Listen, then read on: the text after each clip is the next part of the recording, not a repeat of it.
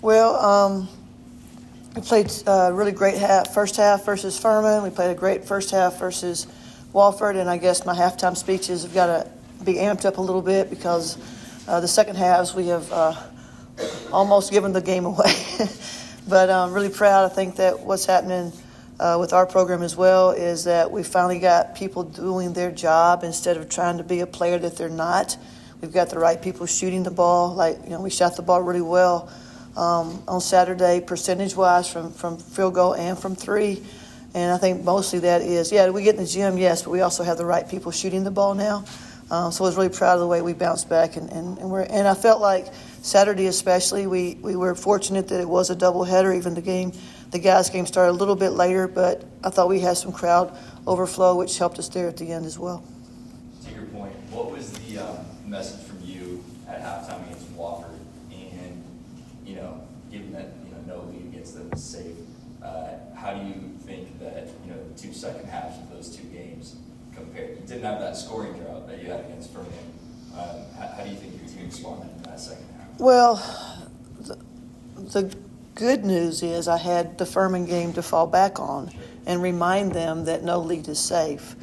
The difference between Furman just flew at us and played this scramble kamikaze defense that you really just have to. Someone's got to want to break the press. With Wofford, they're a little bit different because they've got the Player of the Year, and Rachel scored 7 points in the first half, and we knew that just about every shot was going to be hers in the second half. But I was really proud.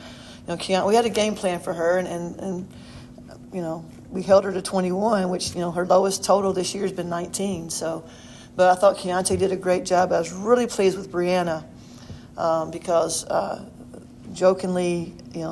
somewhat jokingly, defense is not her first thought.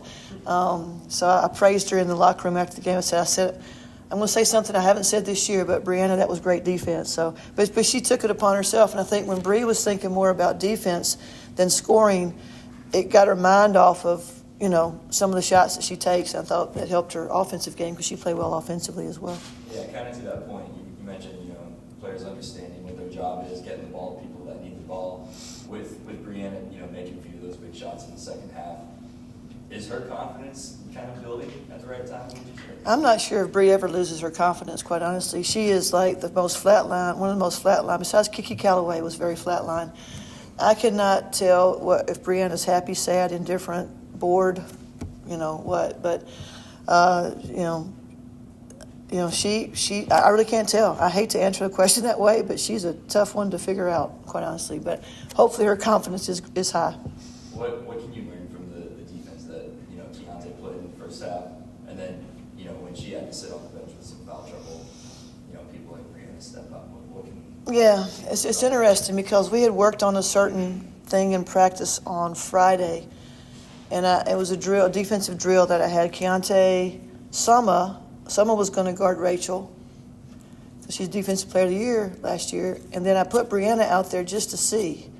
And quite honestly, that was luck of the practice because Brianna did a better job than Summer did that particular day. So that altered my game plan, which helped us with some other matchups. So sometimes you just get lucky by trying things, and that happened to work out. But I think Keontae really is a high basketball IQ kid.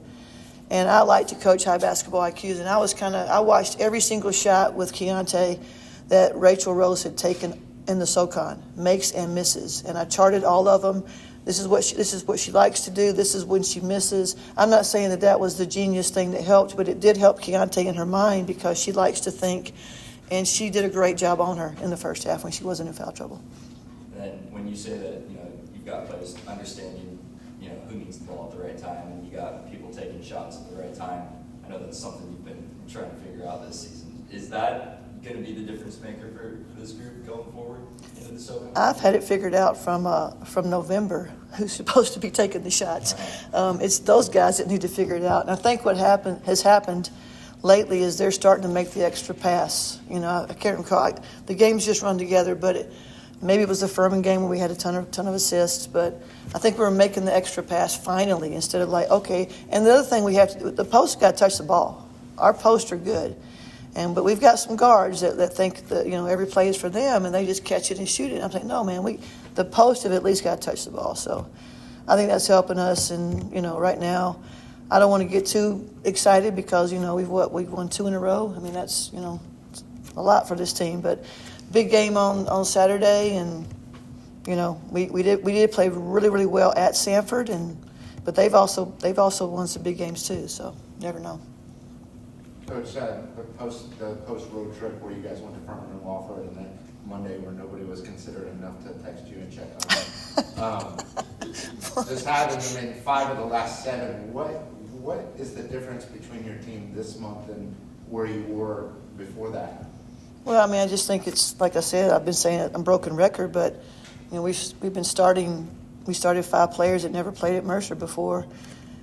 And then you add Summer at the end of December. Well, that upsets the apple cart too, because she hadn't played with any of those people in her career. So I think, I'm not saying this is for everybody, but in this day and age with all the transfers that's going on, I mean, it's going to take teams a little bit longer to get their footing, at least in basketball, because it's a fluid game. You have to know your teammates. You have to know who likes what shot, who you can make this pass to in the post, and who you cannot make that pass to. I just think it's just taking a little bit of time for them to get to know each other, and it's taken. I mean, for me, also I have to figure out who can I trust. I've said this many times. Who can I trust in the games? What should the rotation be? We've had a lot of in and out sicknesses, injuries, whatever the case may be, and that disrupts your flow too. But right now, everything's kind of like in a good spot, and at hopefully the right time. Coach, with your priority obviously on Sanford this week, but also you're a veteran of what it takes to win in Asheville. Is there that one area of your game that you'd like to see some more improvement before we head up to Asheville next week? Which part are you talking? Any part that you're concerned Oh, is there any part of our game? Priority in the area you feel we might need any more improvement? Okay, yeah. I would say, getting leads, and we relax. I think we relax.